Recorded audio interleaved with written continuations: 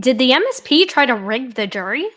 Hello, hello, hello, and welcome to Alexa's Room, where we are not lawyers, we are not medical professionals, we are not law enforcement, we are just people. People who have opinions about all things going on in the true crime community, including what the heck is going on this eve of the Karen Reed case. Now, tomorrow, folks, is the big day. We got that hearing to discuss the motion to dismiss counts 1 and 3. That'll be taking place at 2 p.m. Eastern Standard Time. I'm not sure if I'm going to be streaming it just yet or if I'm going to do a pre recorded recap later on post. Let me know what you guys want in the comments section below. More than happy to do both or one if you prefer one over the other. But I wanted to shoot you guys a couple of updates because I mean, what is the Karen Reed case without a little craziness, right? Especially on the eve of this hearing. So this article came out actually a day ago from Turtle Boy, and I feel like at this point, with his reporting just throughout this entire investigation, this case, all the holes he's poked in through this investigation and trial, I feel like he's a very reliable source for news. So I feel pretty good that this seems pretty legit. And if it is, I mean, this is absolutely terrifying because where do we recognize Lieutenant John Fanning from? Well, folks, he was under investigation just a few weeks ago, who was ultimately cleared. They didn't find anything at this point in their investigation, so he has been cleared since. However, we have seen his name in other news stories, including Sandra Birchmore and that case. So I have a feeling this isn't the last time we're going to hear about him in the news. But if this is true, this is absolutely wild because he was also on the witness list for the Commonwealth. Now, he wasn't called, but I mean, conflict of interest much? Like, is there? I don't know if there's any laws. Lawyer friends, please help me out in the comment section. But does anybody know if there's any laws? I couldn't find anything specifically if there is an officer who is potentially called as a witness or is on a witness list, can they also babysit or watch the jury during jury deliberations?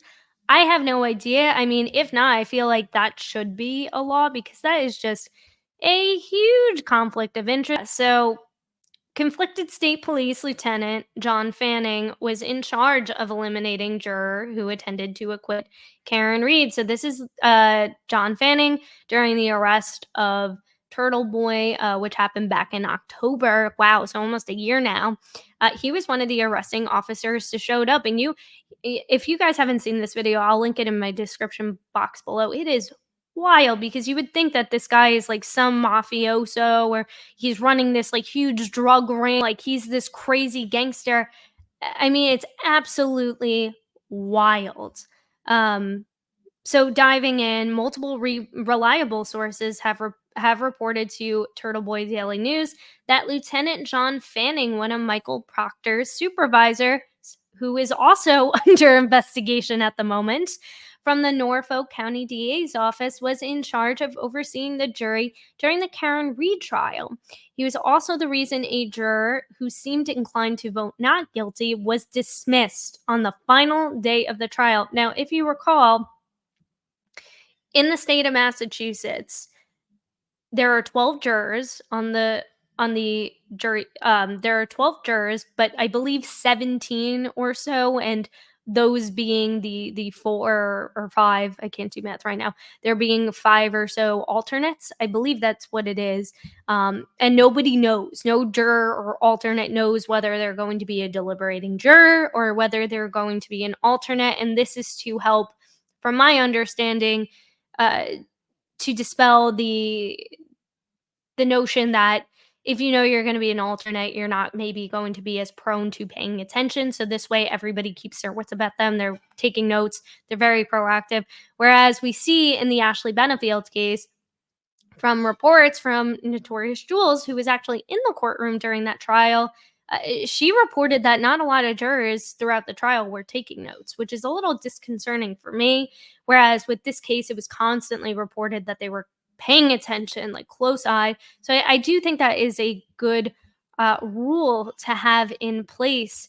So and a lot of them had some visceral reactions. So, specifically, this juror who he is reporting about, this is Lieutenant Fanning, good old boy, Lieutenant Fanning. As I reported throughout the trial, so this is Turtle Boy. There were two jurors in particular, both women, who made facial reactions that showed they were visibly disgusted with Michael Proctor during his testimony. So here are some tweets throughout this throughout the trial from Turtle Boy. Proctor testifies that neither he or nor Bukaki tampered with Karen Reed's taillight. Juror 3 visibly rolls her eyes. There is no way any of these 17 people would vote to convict Reed. No way. So, yeah, there were 17 with 5 alternates and then 12 deliberating jurors. Juror number 3. So, this is on the 12th, June 12th, just nodded her head in anger and disgust as Alan Jackson reads all of the horrible things Michael Proctor has texted about Karen Reed. Juror number 12 buried her head in her hands. There is no need for this to continue. The jury's ready to acquit now. Then, back on June 10th, Proctor just had to read a text he wrote saying he went through Karen Reed's phone and was disappointed he didn't find naked pictures of her.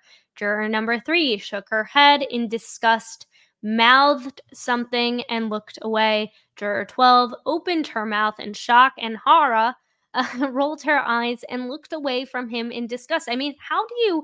And I give full credit to these jurors because I would be like reeling. I would be getting ready to get up out of my seat and scream like, "What the actual FUCK?" Like, seriously, that was some wild testimony. If you haven't watched through that trial or that portion of the trial with this testimony, I did a breakdown of his. That was one of the first videos I actually posted here on this channel, so I'll link that as well. But it was wild. So, yeah, I mean, how do you not react? That is a natural reaction.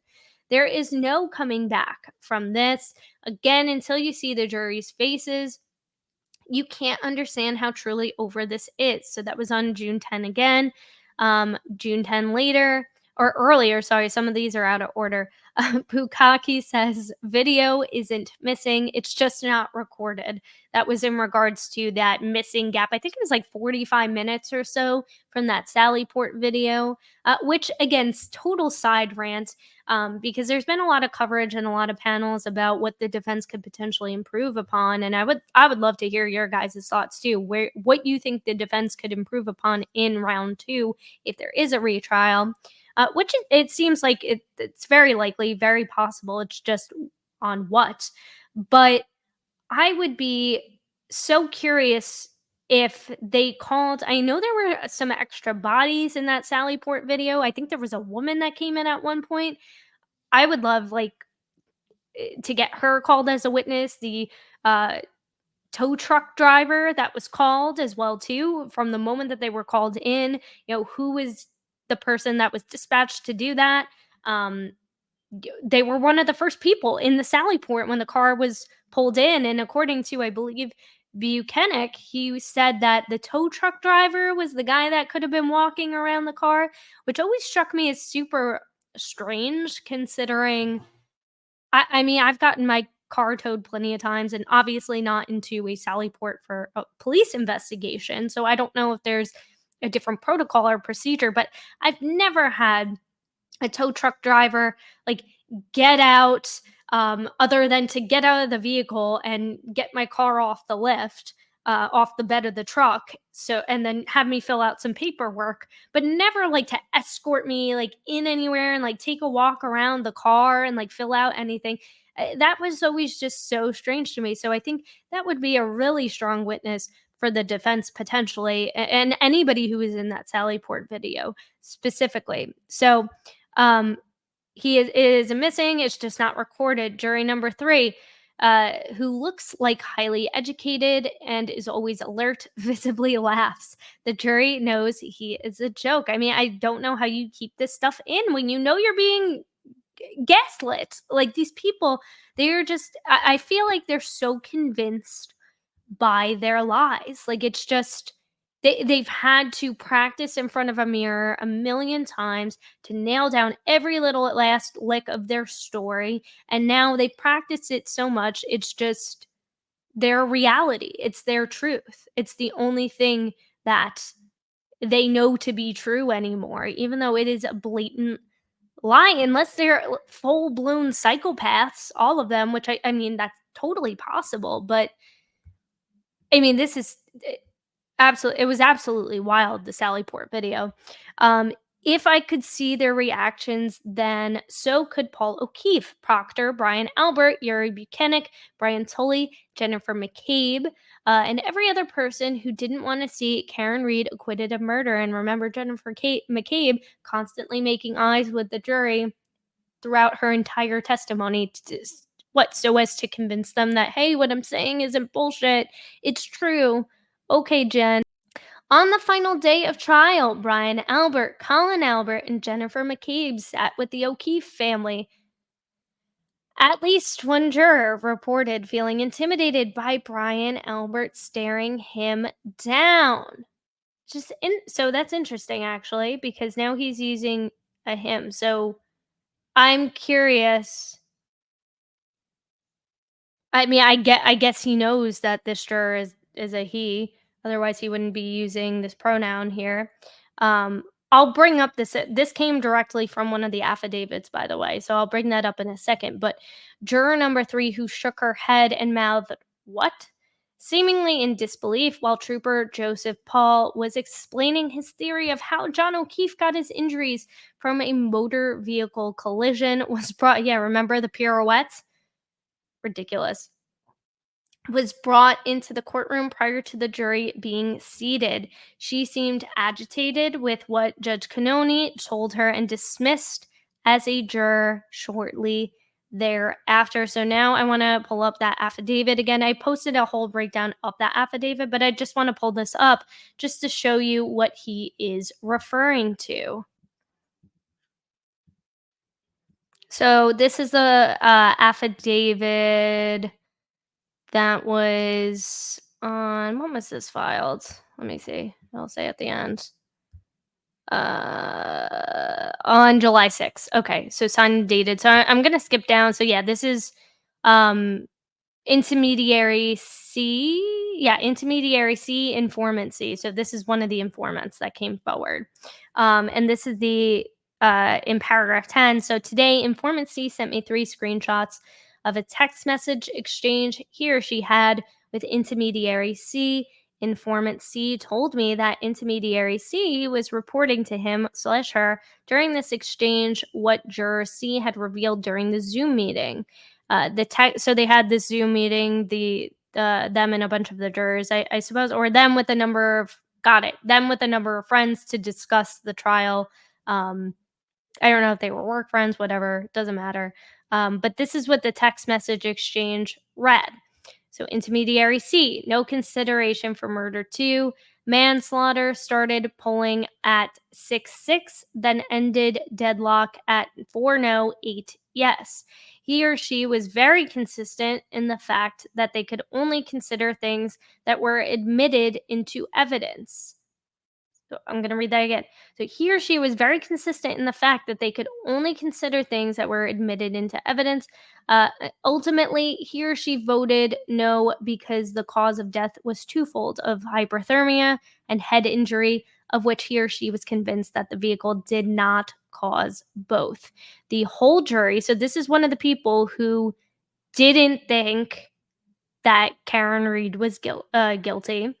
Um, the whole jury felt very intimidated by Higgins' present presence at the end. So when we all read that initially, we were like, Higgins, he wasn't there, right? But then we realized, oh, who was there? Who was equally as intimidating? Who was another, big goon with the stare down? Oh, Brian Albert was there, though. I mean, nobody was afraid of looking at Colin Albert. Have you seen that kid try to punch somebody? Like, I feel like I could throw a better punch than Colin Albert could. But still, I mean, it was Jem McCabe, Kerry Roberts, who I didn't even see in any of the courtroom streams from my angle. I learned later on that Kerry Roberts was there apparently. Um, and then Brian Albert. So that must have been who they were referring to. He or she is not sure what he or she is going to do. He or she is going to lay low for a couple of days and see where it takes him or her. Hasn't ruled out anything. The jurors all have a group text going. Informant C, interesting. If it was no consideration for murder too, shouldn't she have been acquitted on that count? Yeah, that's a great question, right? And hung on the remaining charges.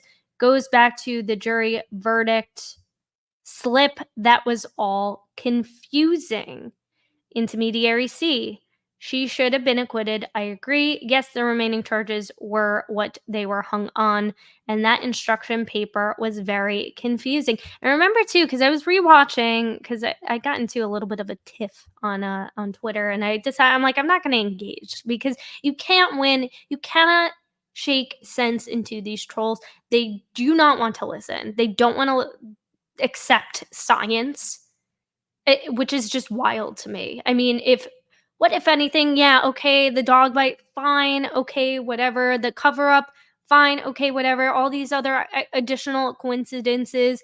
Karen Reed connecting to John O'Keefe's Wi-Fi network at what 12:30, 6 a.m. Fine, you want to overlook all those details, but the science, people who are hired by the feds, by you not believing that means that you don't believe in the FBI. You don't believe that the FBI can invest in the smartest possible people for this job. I mean, that's absolute asinine to me.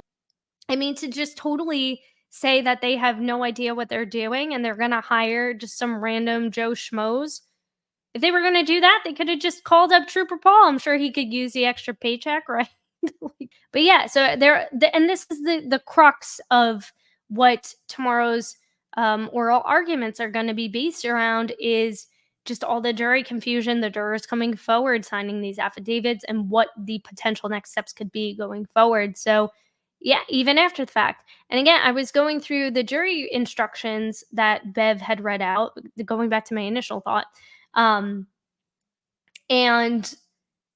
they didn't have these jury instructions to read along as she was reading them. So how many of them were, tuning out? I don't know if they were able to take notes during jury instructions. I know that during the Ashley Benefield case, that was the most recent trial we covered here on this channel. Judge White not only read through the instructions, he also held it up. He also, I think, said it's in your pamphlet. I don't know if the jury got any sort of pamphlet. I imagine so. Or did they just get the jury verdict slip? I have no idea. That was very unclear to me. But I know in the Ashley Benefield case, and I get it, different state, different rules, fine, fair. But it was very clear. And then the attorneys from both the prosecution and the defense both were able to bake in those jury instructions and how to interpret the different charges in their closing arguments, which I feel like was incredibly, incredibly um, powerful, and made it easier for the jurors to understand how to interpret the instructions, how to deliberate properly based on those instructions. And this jury just didn't have the opportunity. What a great experience for him, her. Amazing that they let the Alberta in the last day. He or she felt, intermediary Cena. He or she felt very honored to be part of it. He or she was redacted physical description of juror C. Everybody else was from a professional walk of life. They all got along and never heated. They all agreed to disagree and respected each other, which is nice. I mean, I wish we could do that here on the internet, right? How much better would, you're taking a bunch of random people. Yeah, they get a little heated, but at the end of the day, or according to this conversation, they never got heated, but they agreed to disagree and they all respected each other. Why can't we just all do the same here online? I do not get it. That's the way it should be. Informant C. Knew it was an intelligent jury. They will be studying this case, yada, yada, yada. If they all agreed on no for murder two, That should make that clear to the DA and the court. It's basically a case of double jeopardy if she is retried on that charge. And yeah, essentially that's what Karen Reed's attorneys are going to be arguing in tomorrow's argument. So back to this Turtle Boy article, now that we have a little bit more context about, again, the intimidating Brian Albert stare down. Juror number 3, who shook her head and mouthed what, seemingly in disbelief, while Trooper Joseph Paul was explaining his theory, yada, yada, yada. We just went through that. She seemed agitated with what Judge Cannoni told her and dismissed as a juror shortly thereafter. So then Turtle Boy tweets, juror number 3, nicknamed Pam Beasley, is standing with her arms crossed 5 feet from Judge Cannoni as she huddles with the attorneys. She seems upset, and it appears as if they might be kicking her off the jury. This would be an injustice. And at this point, I don't think nobody knew why. It was just, again, before anybody else was called into the courtroom. The jurors were still waiting to be called in. So then breaking news, this is on June 25. And mind you, this is what's so wild is this is the last day, closing arguments. Imagine just sitting there for 10 weeks, paying attention, being studious, doing your duty, taking time out of your life, getting paid. I don't think jurors get paid a lot of money at all. So not only that, but like I don't know how that works in with your job, with jobs, if they give you some kind of leave of absence or how that works, what kind of payment you get. But I mean, this is just absolutely upsetting because to be so invested in this case, this trial for that long, and then to be booted on the last day, and not because you're an alternate, but because of just some other crazy reason. Breaking news: juror number 3 was just brought up to the front to speak to Judge Cannoni. This is by far the most obvious not guilty vote on the jury. She made disgusting facial reactions during Michael Proctor's testimony and mouthed what while shaking her head during Trooper Paul's testimony. I can now report with certainty that John Fanning reported to a court officer that this juror was allegedly speaking about the case weeks prior at a bar, and that the alleged infraction was caught on video. However, Fanning did not sign or write an affidavit swearing to this, nor did he provide the video to the court. In fact, Cannoni did not speak with Fanning at all. She simply took his secondhand story as a fact and dismissed a juror who gave up 10 weeks of her life in order to perform her civic duty. And I believe he goes on to report that this alleged incident happened over a month ago, like a month prior to her being dismissed. So I feel like if it was true and if it was of the essence and of the utmost urgency, why not report it earlier? And yeah, why not sign an affidavit swearing to this? Why not approach the judge herself? I mean, this is all going on behind closed doors, and you report it to a court officer. It's so bizarre to me. This juror seemed adamant about Reed's innocence based on her body language, and if she was visibly unconvinced by Trooper Paul's testimony in particular, then that means she believes John wasn't struck by Karen's car. That would mean she was not guilty on manslaughter as well as murder. One can infer based on her behavior that she would have been a vocal leader as a juror, as opposed to a passive juror who was easily bullied and swayed. This is significant because several jurors have signed affidavits swearing that the vote was 6-6 on manslaughter before bullying began. So after that, Tui Rodriguez's instruction was read, which led to 2 or 3 jurors switching their votes to guilty. A strong-willed, loudly opinionated voice in favor of not guilty could have convinced jurors to change their vote to not guilty. So here's this schmuck, I guess, on what is some unsolved show, Boston 25 News. I'm going to take a sip of my coffee before it gets cold. Does anybody else drink hot coffee in the summer? This is like a new thing for me. I usually only do iced in the summer, but I don't know. It gets cold here in the mornings and at nights. I don't know. It's a weird thing. Additionally, juror number 3 was also the same juror who reported juror number 5 on June 14. leading to that juror's dismissal. So I think he also reported that. Okay, cool. Yeah, so that links to a separate article. Reliable sources have confirmed that juror number 5 said in the presence of all the other jurors, that she was bothered by Karen Reed turning around and smiling so much at her family. 3 jurors, 3, 12, and 13, reported her.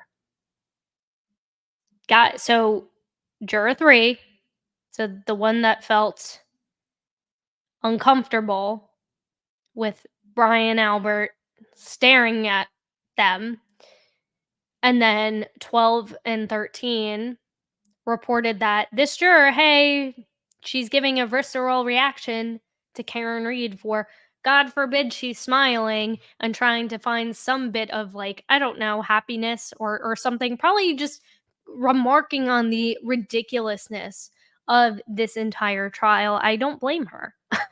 I don't blame her, honestly, for reacting in any kind of way, especially with your family, the people you trust the most.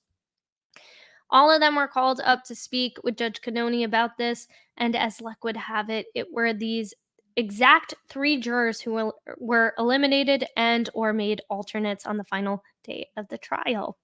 It's outrageous that someone with such a vested interest in the outcome of the case as Lieutenant Fanning, who is friends with and works with some of the most controversial witnesses, would be in charge of the jury. Fanning was on the group text with Proctor, where Proctor admitted to going through David Gennetti's, our clients, I'm not going to say it because it's just offensive, and how he used that word to describe Karen Reed.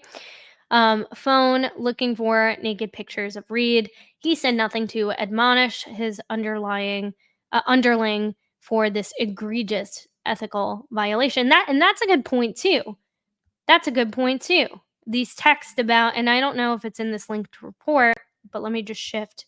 So going to this report that he linked to in his own article, about the Trooper Proctor suspension, the texts. But yeah, I completely forgot Fanning was on that uh, text exchange. Friend group. During his testimony in early June, Proctor read through a text conversation he had with a group of friends he'd known since childhood, on the evening of Jan 29. Proctor responded, nope, homeowner is a Boston cop. Is Fanning mentioned, though, in this article? Trooper referred to that comment as unprofessional later. Lally, yada, yada, yada. Text with Proctor's sister. Oh, Proctor's colleagues. Here we go. Lally had Proctor go through several text threads. So this is from Boston 10, by the way. Involving colleagues, one of whom the trooper described as a buddy with whom he hangs out outside of work. Proctor described the friend busting his chops. I believe that was what did Chico, about a conference call with the medical examiner and doctor who hadn't determined O'Keefe's death as a homicide. Remember, they were like, "Oh, if I were in the room, I would have gotten the right not verdict, but the right cause of death, manner of death, the right ruling." Um, Later on, Proctor refers to Reed again as a whack job in a text with another trooper who replied, "Dear God, WTF, what the hell is inconclusive about the whole thing? Everything, buddy." A reference to the medical examiner's office, finding O'Keefe's manner of death to be undetermined. In another text thread involving the trooper and a different one, Proctor said he made a regrettable comment about Miss Reed's medical condition. Well, we know that you're not sorry about saying those things. Later on a June day when Reed was being processed at a state police barracks, Proctor's friend on the force said, F her, BITCH, in reaction to a statement she made claiming that O'Keefe was killed by the Alberts. In a different thread, Proctor made a comment about Yannetti, so here it is. After having to stop processing Reed's phone upon finding his protected communication between her and her attorney, and that he was going through his our client's phone. No nude so far. I hate that man. I truly hate that man. Um, okay, so they don't mention in this specific article per se, but I believe in his testimony, and I can try and pull it up. It was a long testimony, so I'll see if I can find it later on. But yeah, I believe I mean this seems accurate that he was one of the persons in the text thread where he was talking about this. So Fanning was also listed as a witness, and this is the biggest thing for me. I mean, like, what the actual f? Like, how can you be listed as a witness and then also play babysitter for the jury? I mean, that's absolutely asinine to me. How is that not a conflict of interest? Now, again, I don't know if there's any specific laws around that, but I feel like, is it so wild to believe that something stinks there? Yeah, I don't think it's that hard to believe. Too many coincidences, guys. Way too many. Fanning was also listed as a witness for the Commonwealth and participated in the investigation of Karen Reed, and that too. He testified at two of my grand juries. He was at my house with Brian Tully the day I was arrested. He searched my home and found my notes indicating that he and other members of the state police were being investigated by the U.S. Attorney's Office. So here he is again, rolling up with like what I don't even get it. Like, they're all decked out in their vests and bulletproof vests, this, that, and the third. Like, what do you think's gonna go down? Like, do you think this is the Wild West? Because it's not. It's not. You really think Turtle Boy's like packing, ready to unload? No, no. It's so crazy to me. Fanning took part in the interrogation of former Avon police dispatcher Janelle Webb. Took her phone without a warrant and looked through her messages with Turtle Boy in order to indict her on bogus conspiracy to commit witness intimidation charges. To this day, 8 months later, Webb has never been arraigned. They never had any intention of actually prosecuting her. They just needed to indict her on conspiracy charge because they can't indict me on a conspiracy charge. They don't have a second party I allegedly conspired with, and probably too, so they could get, I guess, her phone. Um, it's just like wild. It's wild to me. It's so disgusting. Fanning was also seen at the homes of several citizens with Trooper Bukaki demanding to know if they ever messaged Jennifer McCabe or Elizabeth Proctor. Even though it's okay for Lizzie Proctor to call up people's jobs, but okay. Additionally, he oversaw the botched Sandra Birchmore investigation, which was wrongly determined to be a suicide and has since been taken over by the Attorney General's office after her death was changed to a homicide. And that's been just over the recent event. I mean, there was a hearing for the Sandra Birchmore case this week talking about Matthew Farwell and whether or not he should be, because he's under investigation. I guess, like, for whether or not he should still be able to work as an officer. I haven't been following that case very closely, but I did catch some of that hearing, and from the little that I caught, I mean, that is just an absolute horrible, disgusting miscarriage of justice. And I really hope that Sandra Birchmore and her family gets justice for what these schmucks did to her. It's pure corruption that someone as invested in the Reed trial as Fanning was would be able to handpick a juror for removal who made it be known through her body language that she intended to be a strong voice for acquittal in the deliberation room. So this is his opinion. He was there. He was in the courtroom, so he can. This is what his opinion is on his observations. I don't know. I wasn't there, so I don't know. If the video of Juror 3 talking about the case at a bar doesn't exist, then it's a blatant corruption on the part of Fanning. And I think Melanie Little said this too. She was on the Glare earlier today, and she was just saying this is like hearsay upon hearsay upon hearsay. And it really is, because it's without, what is it with these people and not having video proof and saying, oh, there's the video. Well, where's the video? Where's the video? Where's the video of Karen Reed backing into John O'Keefe going 24 miles an hour? Where is that video? If you show me that video and I can see it, okay, cool. Let's convict her. Lock away the key. Throw her into jail. Let her serve her time. I'm down for that. That's fine. But there is no video. It's just lies. So what makes us inclined to believe that this is apparently true? That she was at a bar and she was talking about it. Could it be possible that there was somebody who looked like this potential woman and was at a bar and talking about it? Is it possible that other people were talking about it around her? We don't even know. Do we even know this woman was there? You guys are police officers. You investigate. Like, can't is it that hard to get a surveillance video footage? Is it that hard to get ring camera footage? No. So what are you hiding? Or what are you lying about? However, if it does exist, then it should have been given to the judge. And that's what we're all saying is if that is true, then yeah, because again, all we want at the end of the day is justice for John O'Keefe. Do not mistake, do not get that mixed up because that is what we're here for. And justice for John O'Keefe also means justice for Karen Reed, free Karen Reed, because that is the truth. That is the truth based on the evidence that you guys have presented or not have presented all these lies, all these claims, and this just feels like another one of them. But if there is a video, then yes, that should be shown to the judge because we want a fair trial. We want an impartial jury. Because if we don't, then how can we believe in justice? How can we believe in our court system? We can't. We can't. And I'd be the first one to say, yeah, if there is a juror who's doing something that they shouldn't be, then they should be let go from the jury. Absolutely. Absolutely. That's not how you get things done fair and square. That's not how you get a fair verdict. It's not.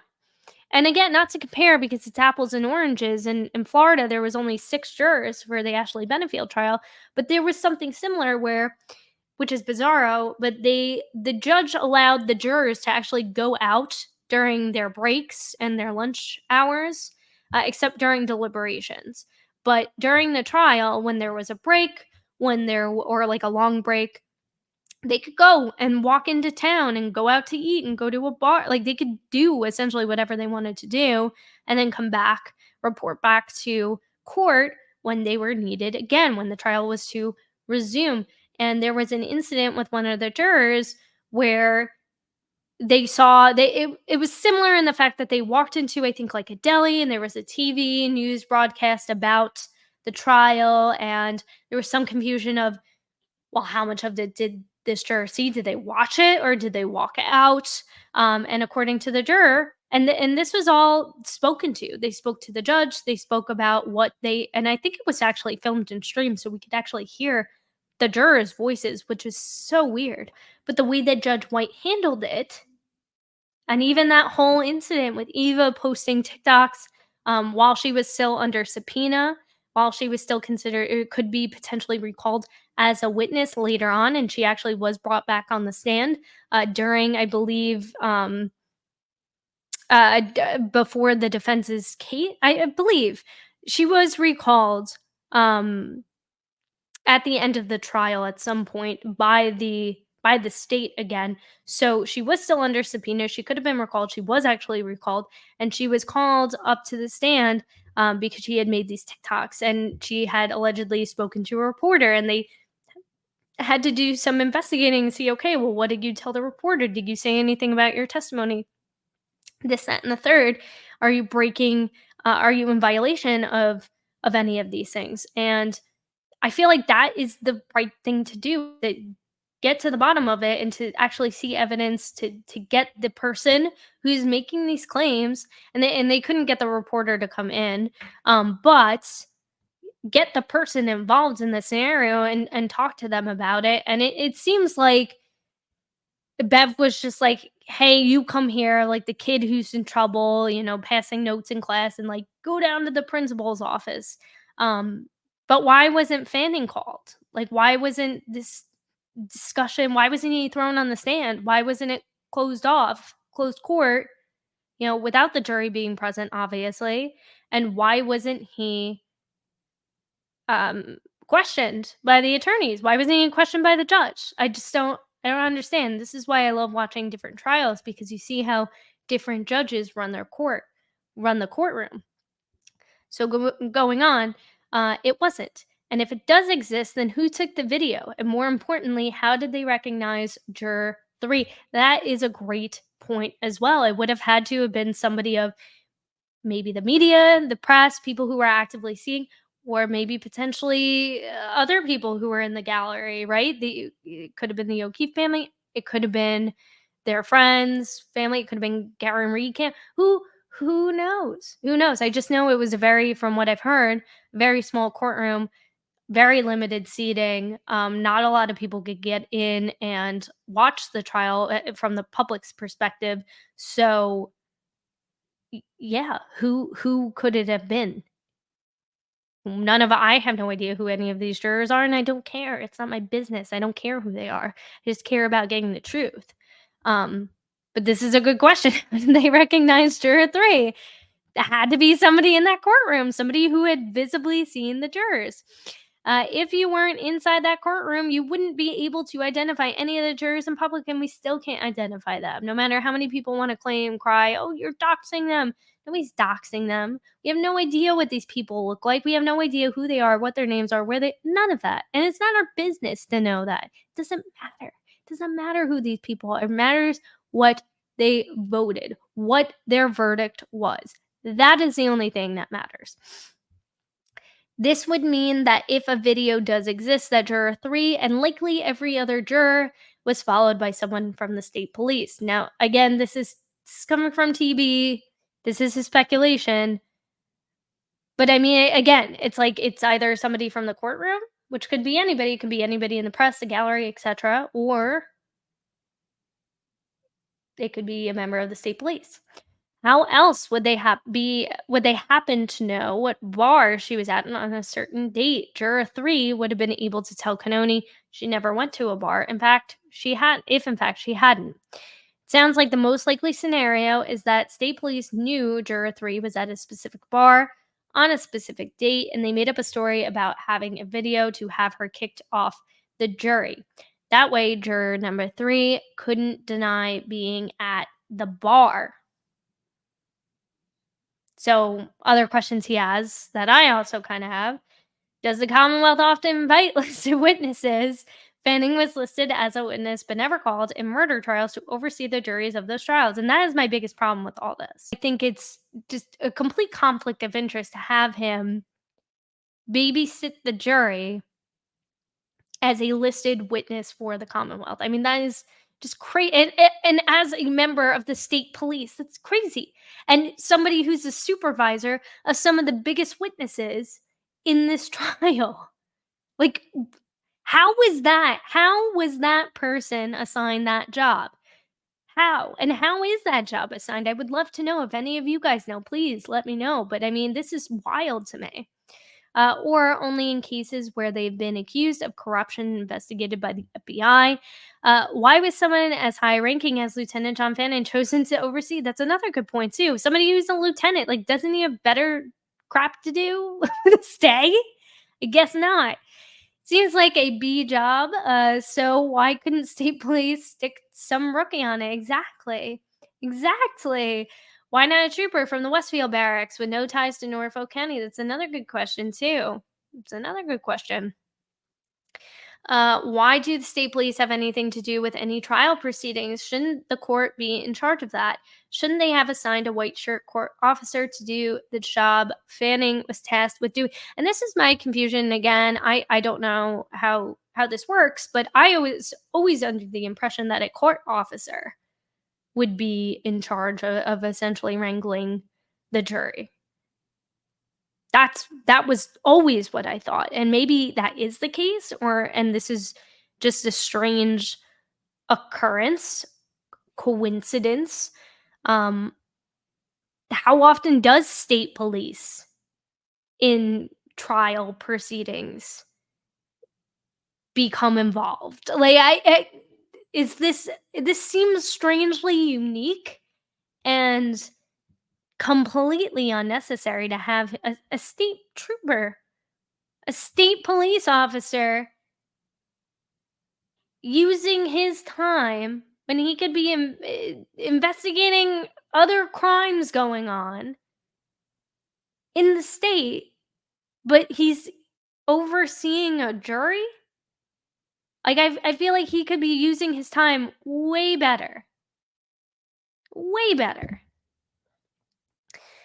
Then again, conflicts of interest are nothing new to Norfolk County. The entire basis of the cover up of John O'Keefe's murder revolves around conflicts of interest. Michael Proctor is a close family friend of the Alberts, and remember that too from Lally's. I think on the bail. I was watching the Megan Fox stream the other day, where she was streaming the bail hearing, and um, there was like, or not the bail hearing, like a later hearing where Lally was like, Michael Proctor has absolutely no ties to the Albert family. He has no ties to Proctor or anything like that. This is ridiculous. And then we come to find he's in they're all like in at the same wedding together, and it's just it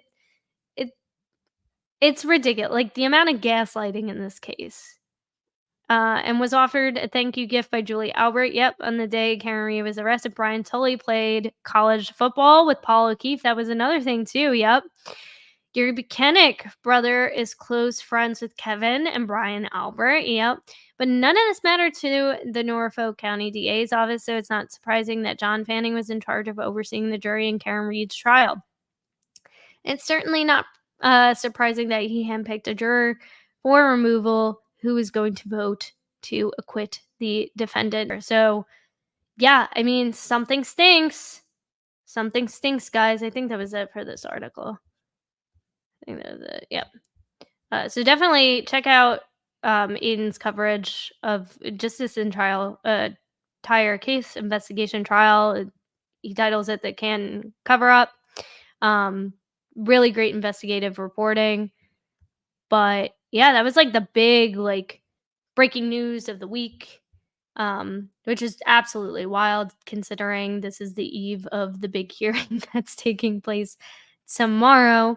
But I also wanted to go over some other stuff since we are in the pool of like just right. We're in this world of poking holes and finding those inconsistencies from the Commonwealth's case. So this is actually reported back in December. But this lie that was told about, again, this is another article from Turtle Boy, where they had WBZ had reported that there was ring camera footage that the Commonwealth, because this is what the Commonwealth claimed. They said it. They said it in earlier hearings. They didn't say it in opening. But they said in earlier hearings, and then that just kind of fizzled out because it doesn't exist. Or if it does exist, they don't want to use it and they want to pretend like it. Oh, well, it wasn't working that day. Like I don't know who. If you have a ring camera, please let me know. Is your ring camera ever, unless you don't pay the bill, is it ever just not working, like, randomly? Not saying that it can't glitch or have a malfunction, it's technology, it happens, but pretty convenient, I would say. Again, just one of the inconsistencies. So, one thing that has been lost in the Cameron case is that on the day of the arrest, the Commonwealth started spreading blatant lies that there was a video of Reed striking John O'Keefe with a car, and nothing to this effect was ever mentioned in a police report. And that's the other thing, too, that is very concerning. Or in court documents, but on February 2nd, WBZ reported that Karen was arrested because she was caught committing the crime on a Ring doorbell. So he actually plays the clip here. I actually had it pulled up. Olivia Lambeau also shared it too on Twitter, but I will share this one here. With breaking news, an arrest in the death of a Boston police officer. A woman is now facing manslaughter charges. Thanks for joining us tonight. I'm Lisa Hughes. And I'm David Wade. Karen Reed is accused of motor vehicle homicide. The body of Officer John O'Keefe was found in the snow early Saturday morning outside of a home in Canton. Now, investigators say she drove him to that neighborhood just after midnight. I-Team sources say the two had been in a relationship and that investigators have video from a Ring doorbell camera and then impounded her car. John O'Keefe. So They have Ring camera doorbell, like, very specific. Ring camera doorbell footage, and then impounded her car. So if that were the case, I could totally see Michael Proctor being like, "Yeah, okay, cool. Let's go pick up her. Let's seize her car. We got it."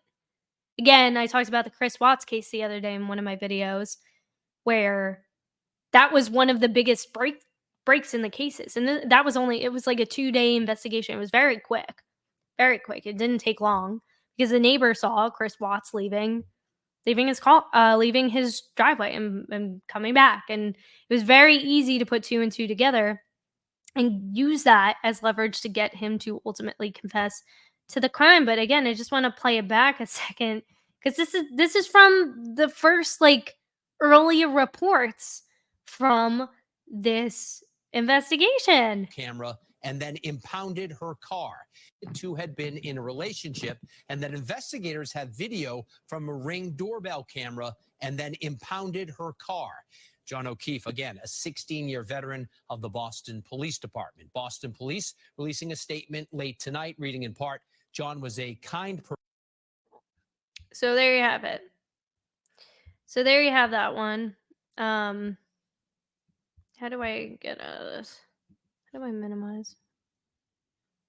Oh. Okay. So again, yeah, this is ironic because it is Karen Reed who has been asking for a Ring doorbell video, exactly. And then they happen to say that, oh, she deleted the Ring doorbell camera footage from her pulling up to John O'Keefe's home. Like, what's with all these broken Ring doorbell cameras? Why are none of them working? Okay, one maybe that isn't working.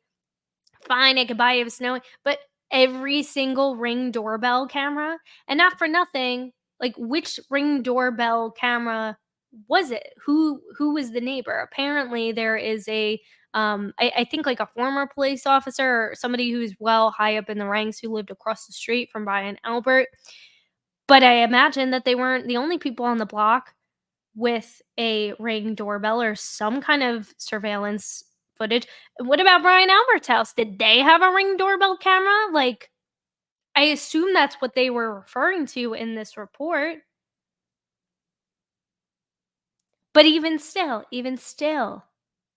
what about the neighbor, like, next door neighbors? Even if you just get a clip of Karen Reed pulling away within that time frame, I feel like that's enough to say, okay, like, it's possible. I could totally see it being possible that, yeah, she did hit him. Maybe, because now at least you got the timeline. At least you got her in the place at the right time, but now you keep changing timelines. And now we know that Karen Reed she connected to John O'Keefe's Wi-Fi network at 12:36 a.m. And that, for me, it's like, no matter how many ways you want to spin it and how many ways you want to try and make the timeline work, it doesn't work. It doesn't math.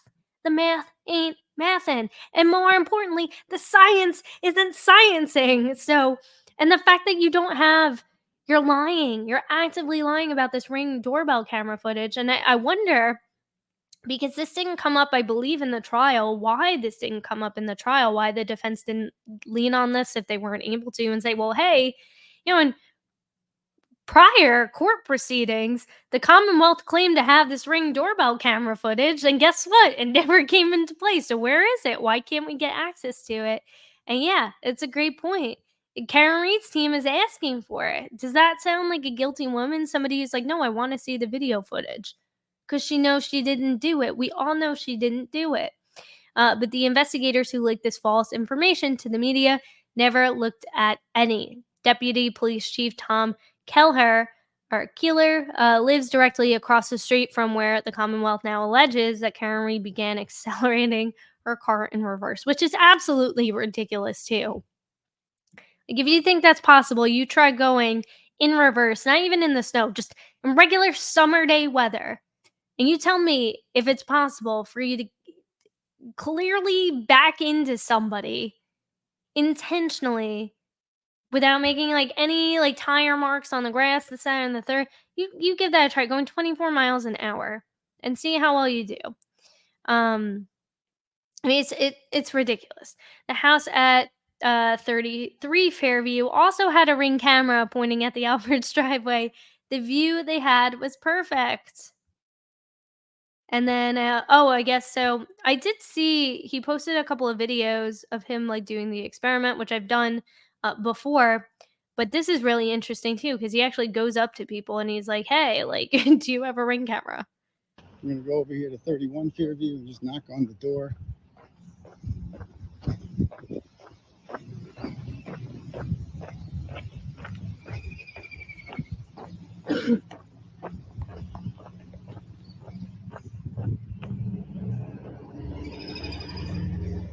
Their lawn looks nice.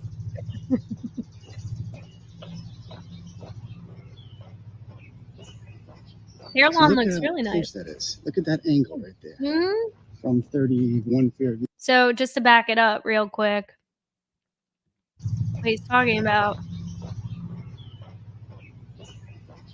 So look at how So that is the Albert home. Like you could clearly see if someone hit reverse and like why did no other neighbors? Like you're telling me that the only people on the block, like everybody on the block was dead asleep and nobody would have heard a car crash? Like that really nobody would have waken up, not a neighbor, nobody? close that is. Look at that angle right there from 31 Fairview. It's got a ring right there. Yeah. And again, look at that angle right Yeah, there. they How would could have. it not pick it up? That's where the body was dropped. It's the perfect angle. They have wide lenses too. I mean, look at that right there. That wouldn't pick it up. Look at that.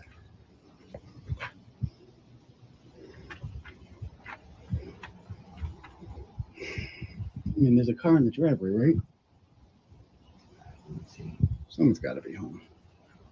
I don't know if this person. Let's see.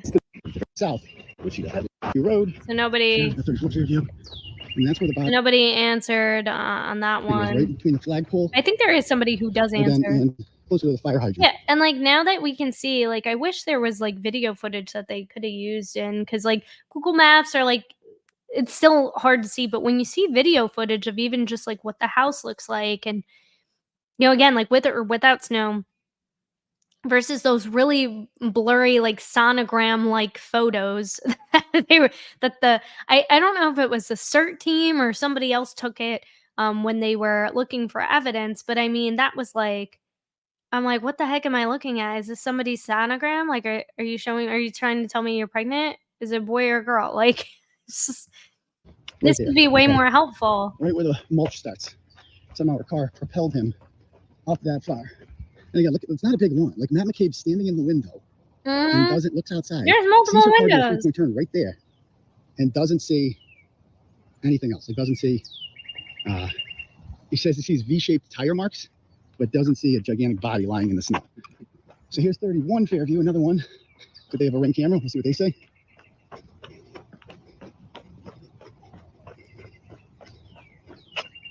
Yeah, 33 Fairview, rather. look at that. Another Ring camera. Everyone's got Ring, huh? This is your neighbor's house, right? This is the neighbor's house, correct? It's across the street, and that is the view that their Ring camera would I have. mean, that would be an They would certainly amazing. have if John went into the house, because Karen dropped him right off in that driveway.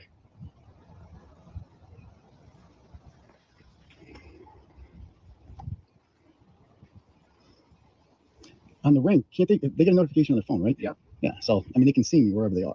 Yeah. You might like to help and just kind of wanted to see if you had footage or if the police asked for footage at all. So, I'm not sure if anyone's hearing this right now, but you can reach me on Facebook at Clarence Woods Emerson or email me turtleboysports@gmail.com. I'd love to know. Thank you.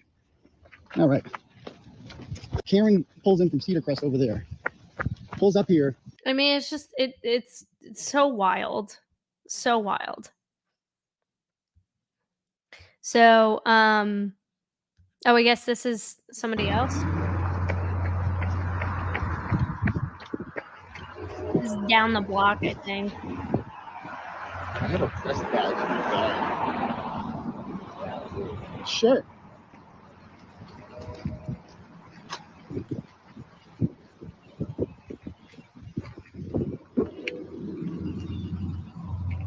Thank you.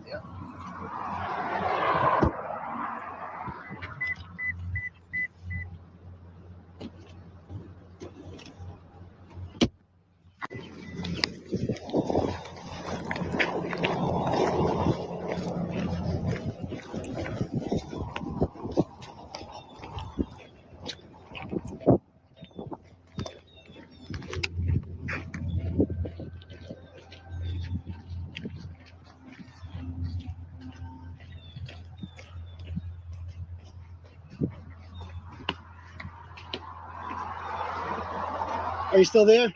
Another one.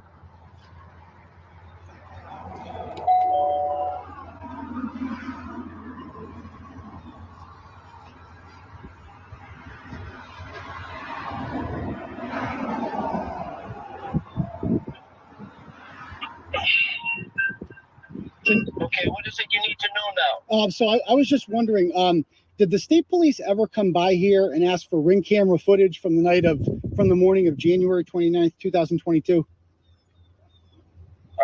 they haven't. They haven't. Okay. That's literally all I wanted to know. Thank you. Okay, Appreciate it. Thank you. Bye. have a good day. You too. And there you have it. Like, the plain and simple. That's all I needed to know. Yeah. Did they ever interview you or ask for ring camera footage? So it's pretty crazy. So I'll link to this blog article as well too. I'm not going to read through the rest of it.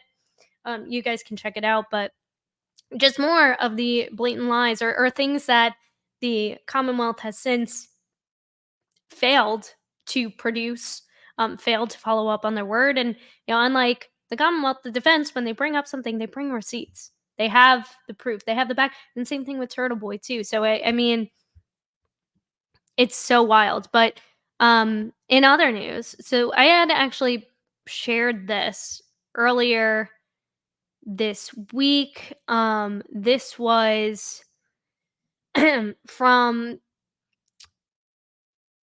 a woman who had made I guess a complaint. Some woman who made a complaint against Alan Jackson to the California bar, which, I mean, for me, it's like, now you're going after people's livelihoods. Like, I get it. And like, think about like some of the most hated attorneys in the world, like Jose Baez comes to my mind. I'm sure he's gotten plenty of complaints to wherever he practiced. Is he Florida? Is he Florida? I know he represented Casey Anthony, but is he in the Florida bar?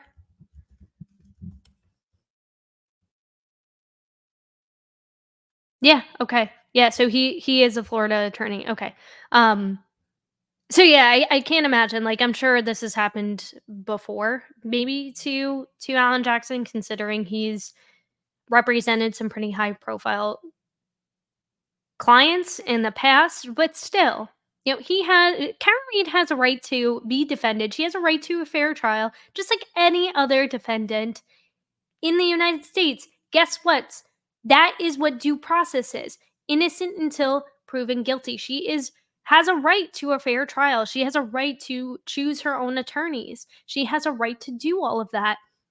And just because you don't like who she's being represented by doesn't mean that you get to make a complaint. I mean, you can make a complaint, but doesn't mean that it's going to be justified or go anywhere. And I just thought this gave me a real giggle because it's just completely baseless. So this came back. This was a response to this complaint request, and I'll just read it because it just it really, if you want to giggle, this is absolutely hilarious.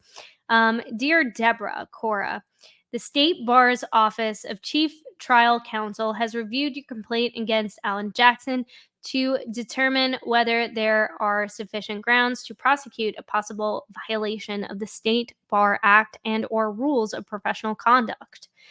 In your complaint, as you stated that you are a member of the public who viewed the public Karen Reed trial for killing Boston police officer boyfriend John O'Keefe. You complain that Mr. Jackson is a liar and that he is slandering and defaming multiple innocent parties. You believe he has embarked with the defendant and others on a social media campaign to falsely accuse multiple people. I mean,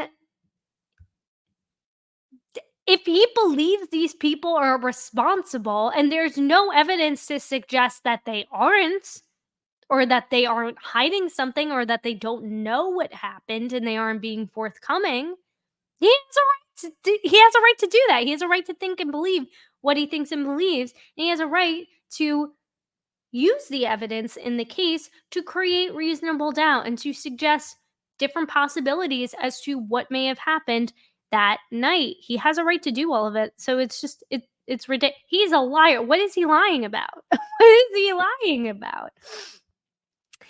This is to pay all the attorneys. This is so funny. This is to pay. There we go. Now we can really read it. This is to pay all the attorneys involved in subsequent information you sent in. You also allege that Mr. Jackson is involved in a romantic relationship with the defendant. Finally, you believe the latest affidavit is full of lies. So this was when this was a response. This response was sent July 22nd.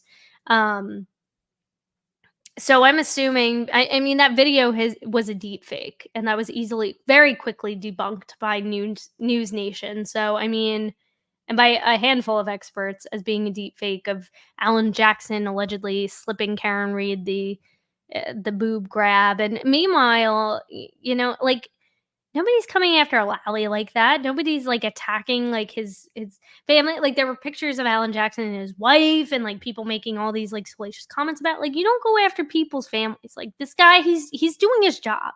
He's paid to do a job. That's what he's doing. Just like Lally is. Just like Lally Gagger is. And nobody's going up to Lally and calling up and saying, "Oh yeah, Lally, we're gonna report you to the bar." He's not going to get in trouble for anything for lying, because he's a liar. We just saw it. The ring camera footage. We just saw it. So there we have it. Finally, you believe the latest affidavit is full of lies. So I'm curious as to which affidavit that was.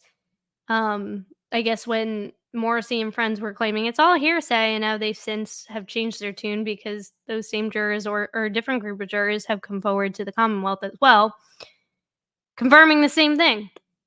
Based on our evaluation of the information provided, we are closing your complaint. In order to investigate allegations of attorney misconduct, the State Bar needs specific facts, which, if proved, would establish a violation of the attorney's ethical duties. And here's the other thing too: if there was any, which there isn't, but if there was any kind of romantic relationship between him and Karen Reed, like, I don't think it's illegal. Like, I don't think it's in violation of his ethical duties. As, I mean, morally, maybe, like, yeah, it doesn't really look good, but I don't think he'd be in violation of anything for doing that. But I mean, nevertheless, he's not. Yeah, based on our evaluation, we are closing your complaints. In order to investigate allegations of attorney misconduct, the State Bar needs specific facts, which, if proved, would establish a violation of the attorney's ethical duties. Conclusions based on speculation and not supported by facts are insufficient to warrant investigation. Show us the receipts. We have determined that your complaint does not present sufficient facts to support an investigation.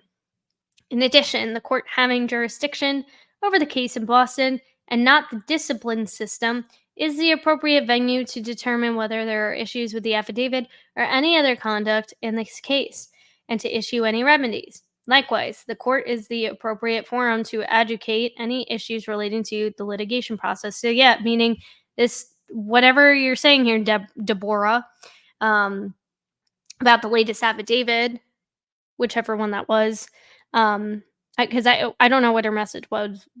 We haven't seen it as far as I know. But this one was reported. So yeah, if there is no truth to the affidavit, if it is full of lies, that is something that Bev will ultimately decide on. So now jumping to the next page. This was funny. Well done, California. Well done. For these reasons, the State Bar is closing this matter. If you have new facts and circumstances you believe may change our determination to close your complaint, you may submit a written statement with the new information to the intake unit for review. If you have any questions, you can call the trial counsel. If you leave a voice message, yada, yada, yada. So there you have it. They're saying you got to put up or shut up. Put up or shut up. Show us the receipts. So before I jump, I want to see if there was this was just some silly news. So the Canton Select Board meetings used to be, as you guys know, public in person. Now, since one of the last few heated meetings, namely, I think the one pretty much after Chris Albert gave his fake apology, which I'll link in the description box below. You can watch that video. It's ridiculous. Piss poor apology. They moved the meetings to Zoom. So now every time they have a select board meeting is conducted over Zoom. It's still open to the public, but I think there is a max, because I know with Zoom, and I use it in my business, you have to pay like a certain amount, like an enterprise level, to make it like unlimited parties can get in, which is expensive. And I don't think the town of Canton is paying for Zoom, so it's probably limited to some extent. They might be on like the business professional, which I think allows like up to 100 attendees or something like that. But there was somebody, so as we know, Lucky Lochran, the snowplow driver, who told the truth and said he was driving the Franken truck and said he could clearly see that there was no body, word for word, there was no body at 2 a.m. when he drove by. And he drove by, I think, like 3 times, at least twice, down 34 Fairview, both ways, going down from, I think, Chapman Street or whatever, and then back around to do the other side of the road. No body there, which is a blatant lie, because, again, if John O'Keefe was hit by Karen Reed, he would have been on the front lawn, and you would think somebody like a snowplow driver, whose job is to plow the roads, would need enough visibility to make sure that you can clear the roads properly. Like, I that's like also just a commonsensical thing. Is like it's literally his job to clear the road of snow and to be careful to make sure that he doesn't hit anything in the process. So having a sufficient light source would be pretty pertinent, would it not? So his brother, I believe it's his brother, is on the select board. And there was somebody, this was tweeted out by the Young Jerks. I'm going to pull this up in a separate image tab so I can read it. Somebody showed up to his brother's house, Michael Lochran, with a chicken suit on. But not like at his house, but like on the streets. Now, I haven't seen this video. If anybody has seen this video, because apparently he was recording it, let me know. Please, like, send it to me, alexisroommate@gmail.com with 1 M, or DM me at alexisroom on Twitter, because this just sounds hilarious. So on 7/18/24, Officer McDonald. So this was entered 7/18. Wow. So why are we just finding out about it? I thought this was like recent, but I guess not, because it's saying 7/16, 7/18. I don't know. This was a few weeks ago. Officer McDonald was assigned uniform patrol of the town of Canton's West Sector for the 7:45 a.m. to 3:45 p.m. shift. At approximately 2:30 p.m., I was asked to return to Canton Police to speak with a party regarding harassment. In the interview room, I met with Lochran, Michael. Lochran is a Canton Select Board member. For the past year and a half, there has been criticism of the Select Board pertaining to Karen Reed case. This event has caused some members of the public to be more outspoken in their frustration with the Select Board. Loughran stated to me that on 7/16 he was inside his residence conducting a select board meeting via Zoom. A former resident of Canton, identified as Comue Jonathan, was outside Loughran's residence. Comue was dressed up in a chicken costume. He is filmed by an unknown person for a video he had posted on social media. Comue is seen in the video stating they are chicken, meaning the select board, for hosting the meetings over Zoom instead of hosting them in person. You guys are chicken. You should be up at town hall. Nuggets for balls. Oh my goodness. I need to see this video. That's the size of their balls that they have that they're hiding in there. Their balls are the size of a nugget. Oh my goodness. Like, is this real, guys? Come on now. And like, I know people are gonna be like, the trolls are gonna be like, "See, this is how dare they roll up to these innocent people's homes?" And it's like, it's just, again, it's like the same thing with the ducks. Like, this is what you're afraid of, but meanwhile, people like Jill Daniels and Jim Ferris actually are physically assaulting people. Jill Daniels, especially, with the whole Falmouth bar that she was kicked out of, her and her boyfriend, for getting into fisticuffs with some of the patrons there about their Karen Reed case. So I mean, it's crazy. It's crazy, crazy, crazy. Loughran stated that he was asked by his neighbors about Comue. Outside of his residence, Loughran wished to have Comue to stay off his property. Comue is seen on the video posted to X, formerly Twitter, so I'm going to see if I can find it, stepping off of the public roadway and onto Loughran's property. Loughran came in seeking advice on what steps to follow if Comue continues to show up at his residence. So this is what he's saying. I mean, they're saying that they see him on the video stepping on his property, and if that is the truth, I mean, yeah, like, don't step on people's property. Don't do it. Just, you want to peacefully protest or dress up as a chicken, like, keep it in the roadway. Like, that I will say. Like, don't go on people's lawns. Don't do it. Yeah, and like, meanwhile, they're like throwing bleached balloons and all that nonsense. Like, I mean, this is great, but still, I mean, yeah, don't be going on people's lawns. Loughran came in seeking advice on what steps to follow if Comue continues to show up as residents. I advised Loughran, in order to seek a harassment prevention order, he would need to have 3 incidents. So in a lot of this, we already know from Turtle Boy with his case, one of his many cases that he has to deal with right now. But yeah, they need 3.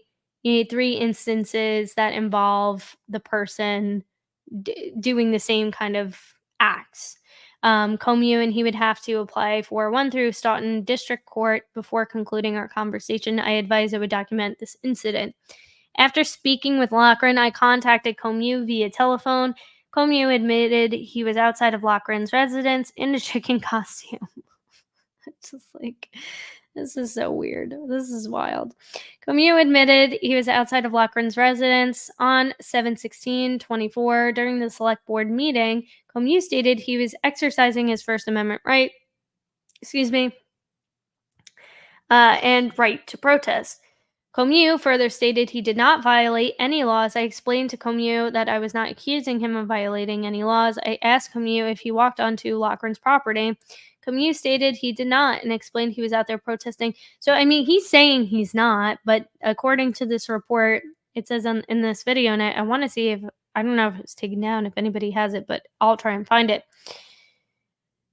Did he actually step on the lawn or not? And explained he was out there protesting that the select board meetings are now held via Zoom and not in person. I explained to Comue that I was not accusing him of violating any laws, but wanted to explain that if it continues, it could result in Loughran seeking a harassment prevention order out against Comue. I mean, it kind of insinuates that you are saying, yeah, you are violating something. Comue or out order against Comue stated that he would not continue to show up at Loughran's residence. I advised Comue I would document this incident. Approximately 5 minutes later, Comue called back to ask about the process to obtain this police report. And when my report would be completed, I advised Camus he would have to come into the station, fill out an FOIA request form for our records department, and my report would be completed by the end of my shift tonight. So I'm gonna see if I can find this video really quick, because I mean, this is like, somebody has to have a video of this.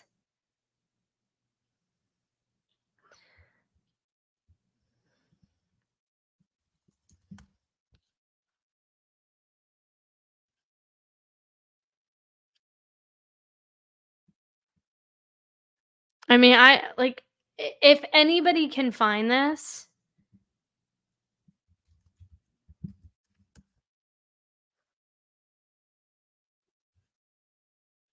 I would love.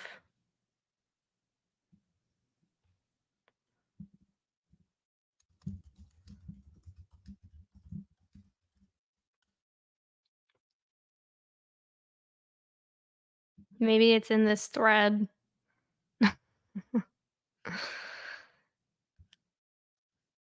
I mean, he said he posted it on Twitter, but I guess he took it down? I don't know. So all we have is this report. If you guys can find that video, please send it to me, because I would love to see the video. Because if that is the case, if he was stepping on the property, like, yeah, if I saw some guy in a chicken costume, like, on my property, I'd be like, yo, what the heck? Like, get off my lawn. Be like the cranky person with the cane waving it in the air. Absolutely, but I mean, ultimately, it's not as bad as throwing bleached balloons on somebody's lawn and literally destroying grass and making it potentially toxic towards animals and children. It's also not assaulting people in public at bars.